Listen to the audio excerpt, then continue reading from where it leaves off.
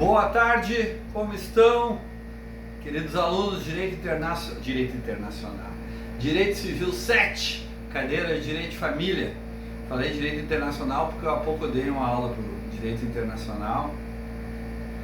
Estamos aqui iniciando minhas atividades como em AD aqui com aula propriamente gravada. Na semana passada a gente trabalhou a apresentação da série, né, em Schitzel. Eu gostei muito das apresentações de vocês, achei até que algumas foram brilhantes, né? Pelo nível, pelo detalhamento. Isso é importante, eu gostaria até de discutir com vocês em nível da apresentação do Schitzel, porque a gente percebe claramente que alguns alunos, eles esmiuçam mais as questões que são vinculadas à família, entram nos detalhes, buscam ali aquelas situações da série que não são claramente manifestas, mas ficam nas entrelinhas. Então eu fiquei muito satisfeito com a apresentação. Peço para aqueles que fizeram uma apresentação mais geral, que possam fazer ela a partir de agora de uma forma mais detalhada, até alongando um pouco a sua apresentação, tá? Eu creio que ali o tempo ali de 3, 4 minutos ele está ótimo, tá? Essa semana agora eu vou, como eu sei que vocês estão com muitas atividades, tá? Eu não quis já acelerar no começo. A partir de agora sim a gente vai gradativamente aumentando o nosso número de atividades. A minha ideia é gravar 2 aulas por semana para vocês. Essas aulas elas não podem ser assim muito compridas, eu já observei isso, porque o aluno acaba não prestando atenção. É um sistema bem diferente, não é, da aula presencial, mas nós podemos fazer uma excelente adaptação. Bem, a aula de hoje, tá? Mas voltando um pouquinho, a próxima atividade do Schitzel eu vou fazer a pergunta ali no canal para vocês, tá? Vocês daí vão seguir a mesma atividade que vocês fizeram na semana passada, mas vocês não precisam me entregar amanhã, na quarta-feira, que é dia, já vejo aqui para vocês, mas dia 1º de abril, tá? Não precisam me entregar amanhã, vocês só precisam me entregar para outra quarta-feira, mas eu vou deixar tudo descrito para vocês ali no nosso Google Class. A aula que eu quero trabalhar com vocês hoje, tá? É a nossa terceira aula, tá? As 2 primeiras foram presenciais. Aqueles que faltaram as 2 primeiras aulas, eu peço que vocês busquem, tá? O conhecimento em relação ao que nós trabalhamos naquelas 2 aulas, tá?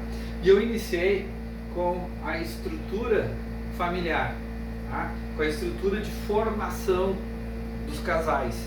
Nem sempre uma família vai ser concebida através dessa estrutura. A pessoa pode ser, por exemplo, o Supremo já entendeu que a família pode ser de uma pessoa só, né? Claro que para o direito de família a gente enxerga isso de uma forma um pouco diferente, a gente busca sempre um quadro mais amplo, mas a estrutura de formação de uma família eu comecei lá das fases preliminares na primeira aula, né? E nós começamos com o namoro, começamos com o noivado, onde nós chegamos à conclusão que nesses 2 tipos de relacionamentos não há uma formação familiar, perfeito? Até nós chegarmos à união estável. Hoje eu vou trabalhar isso, a união estável já foi trabalhada em sala de aula, eu vou voltar algumas vezes com a união estável. Hoje nós vamos trabalhar especificamente o concubinato, tá? E ele se divide em 2 formas, entre o puro e o concubinato impuro. A doutrina não gosta muito de usar essa expressão, concubinato puro e concubinato impuro. Para a doutrina, tá? Todos eles, tanto o concubinato puro e a união estável, têm os mesmos efeitos. De fato, elas têm, tanto o concubinato puro como a união estável, eles têm os mesmos efeitos. Mas vocês vão ver que hoje, que a diferença entre concubinato puro e união estável em suas formações, tá? E quanto ao concubinato impuro, é completamente diferente, tá? Essa situação. Depois, nós ainda iremos analisar a sociedade de fato. Tá? E por último, a partir das próximas aulas, nós vamos nos dedicar à formação do casamento. Por que o casamento ficou por último? O casamento ficou por último porque tem mais de 100 artigos no Código Civil que tratam apenas do casamento. Então eu deixei o casamento por último como uma estrutura mais formal, mais pesada, legal. Né? O casamento não que as demais não sejam, mas o casamento há todo um arcabouço jurídico para ele. Eu deixei ele para analisar posteriormente. Perfeito? Muito bem. O que seria o concubinato puro? Vejamos, a gente descobriu, né, em sala de aula que a união estável é uma união que tem alguns requisitos. A união estável precisa ser pública, ela precisa ser duradoura, ela precisa ser contínua e ela precisa, principalmente, esse é o principal ponto da união estável, tem que existir na união daquele casal, de ambos, entre ambos, não só em relação às suas vontades, em seus ânimos, né, subjetivamente, mas ali tem que ser configurada uma estrutura que se possa enxergar. Eles vivem como uma família. Por isso que eu expliquei para vocês que a moradia do casal, embora não seja um conceito absoluto, né, é muito importante que o casal tenha a convivência sobre o mesmo teto. Por quê? Porque se existir convivência sobre o mesmo teto, praticamente teremos configurado uma união estável. Quando não existe essa configuração do mesmo teto, quando os casais, eu não consigo perceber efetivamente que eles vivem no mesmo teto como se família fosse, aí começam as derivações. Olha, será que esse casal tem namoro?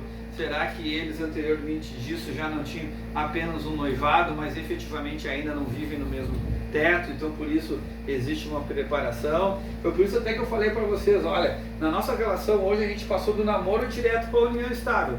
Porque o noivado praticamente não existe mais. Né? Ele existia quando ele tinha um sentido de preparação para o casamento. Ele seguiria um estágio, ele era um estágio mais avançado do que o namoro. Muito bem, o que é o concubinato puro? O concubinato puro é o seguinte: nós vimos em sala de aula que na união estável ambos devem estar, vou usar uma linguagem popular, livres e desimpedidos. Como é que se dá a liberdade e o desimpedimento no direito de família? Bom, ambos ou são solteiros,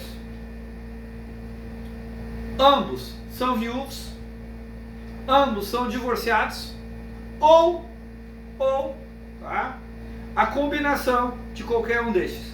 Ou seja, um viúvo com solteiro, um viúvo com divorciado, assim por conseguinte. Se tivermos uma estrutura onde um dos dois ainda é casado,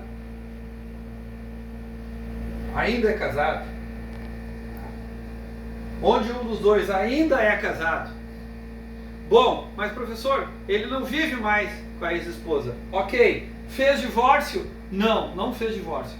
Se não houve ainda a realização do divórcio, ainda existe o vínculo jurídico daquelas pessoas.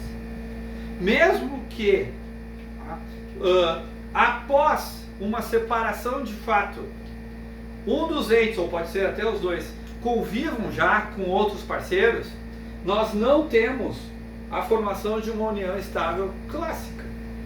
Eles vivem juntos, essa relação ela tem efeitos de união estável, mas ela não é ainda, tá? Isso é apenas para diferenciar essa situação, ela ainda não é uma união estável clássica, porque se um dos dois ainda não realizou, até mesmo os dois, ainda não realizou o seu divórcio, ambos têm um impedimento, porque juridicamente ainda são casados. Então a doutrina, tá, antes da união estável, usava essa expressão para concubinato.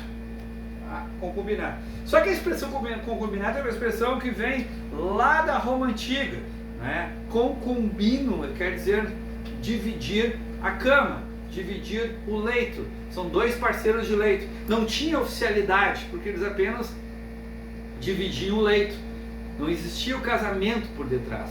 O que era o concubinato no passado? Era uma relação informal. Até a expressão ao longo, né, dos milênios, ela passou a ser até uma expressão assim, vexatória, espúria. Mas para nós é importante sabermos qual é a diferença entre um concubinato puro e união estável. É bem simples. No concubinato puro ainda há algum impedimento legal. Embora na prática, no exercício do cotidiano, tenha os mesmos efeitos legais da união estável.